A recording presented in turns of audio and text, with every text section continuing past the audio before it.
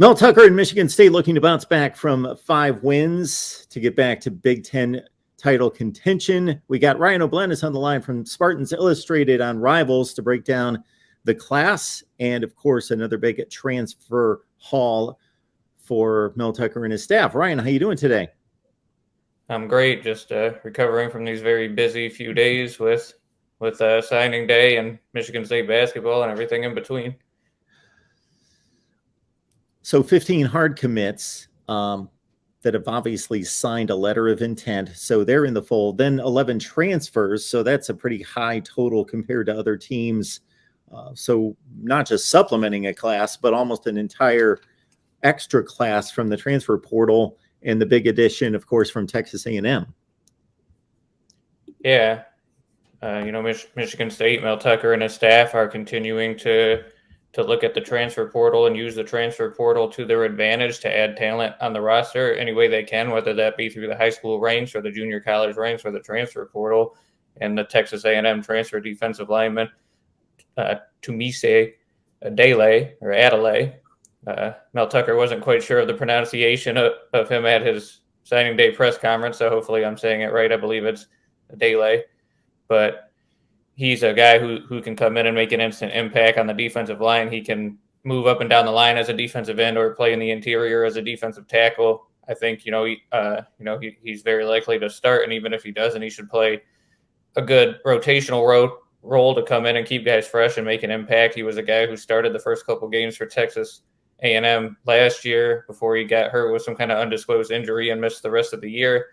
So, assuming he's healthy going into 2023, I expect him to make a pretty big impact and play a big role. I think another guy to watch out for is Nathan Carter, who's a running back coming over from UConn. He also, played in a few games last year and was looking good. And then I believe he got hurt as well and missed the rest of the season. I think that Jalen Berger is still going to be the lead back for Michigan State, but Carter is a guy who can come in and spell him and play that Jarek Broussard kind of role that like he did in 2022. Broussard's now moving on to the draft, so Carter can come in and rotate in with him, and there's plenty of other running backs on the roster too who could still earn a role. But and then that's a guy who I think, like I said, could make an impact. I think Jonathan Kim, the kicker from North Carolina, he's going to come in and immediately be able to win the starting kicker role. It's not going to be guaranteed to him, but I think he will. He was a kind of a kickoff specialist at North Carolina. Mel Tucker said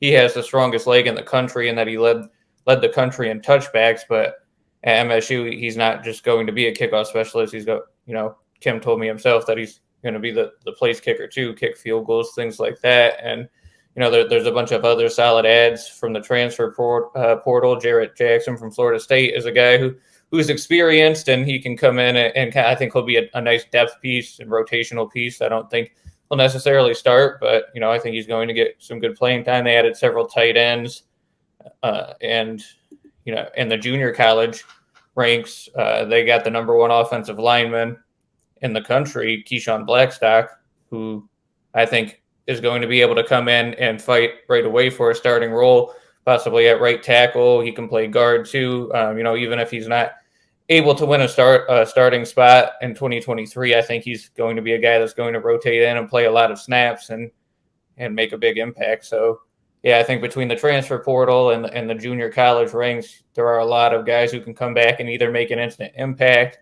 or be solid depth pieces or just make the team better.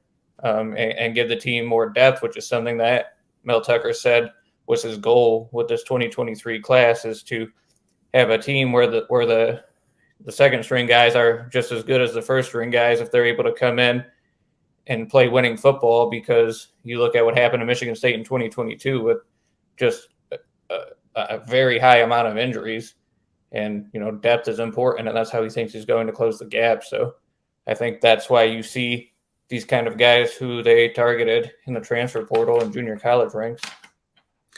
Ryan, based on the porous pass defense for the last 2 seasons, many of us would target corners, safeties, edge rushers as being a priority. Did that appear to be the case? Are you satisfied with what they brought in there? Yeah, Tucker said that, in the defensive backfield, they were more worried about cornerbacks than safeties, so they brought in a few of those guys from the high school ranks and Samar Melvin from transfer cornerback from Wisconsin.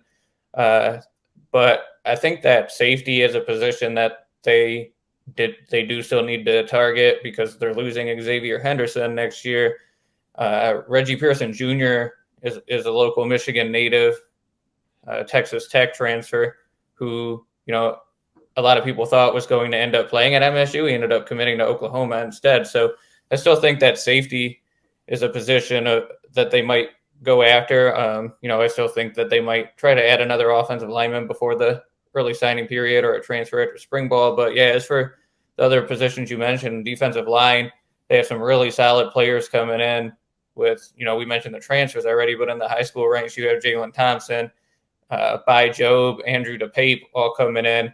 And those are three guys who, could all see early playing time as freshmen or at least as redshirt freshmen or sophomores in the near future.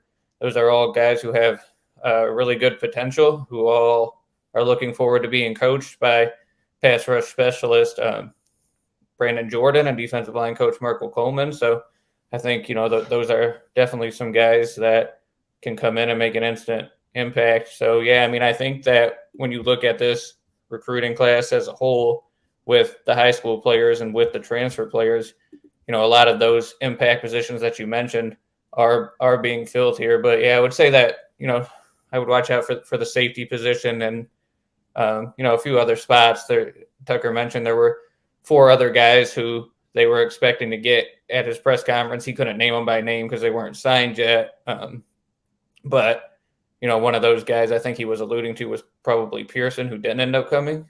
But, that they still can make a couple of signings here before this early signing period ends, and then, or, target it at the late signing period in February and then see what happens, who's transferring out, who's transferring in during spring ball. So it's not quite done yet, but there's definitely a really good foundation here with this class.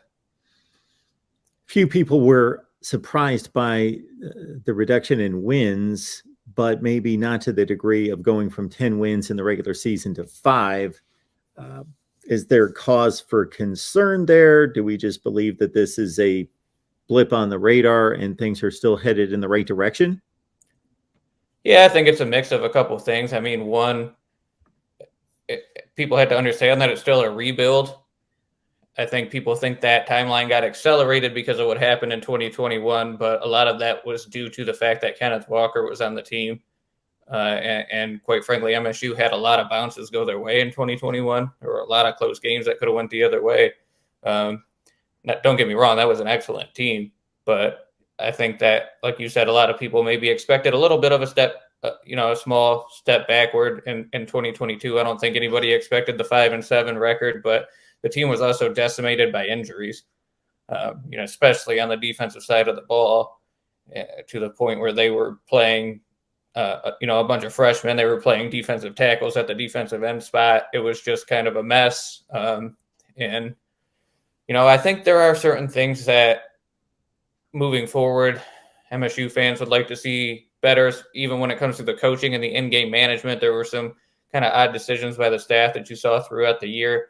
But overall, I think, this year in 2024 are going to be really important for Mel Tucker and his staff, because now you have a lot of his guys in, whether that be through transfers or at the high school recruiting ranks. And, the guys who are still Mark D'Antonio holdovers, that, those guys are still impact starters, are still playing. So I think that, there needs to be some progress made in 2023. The expectation for Tucker has to be at a minimum a bowl game, and it should be even more than that.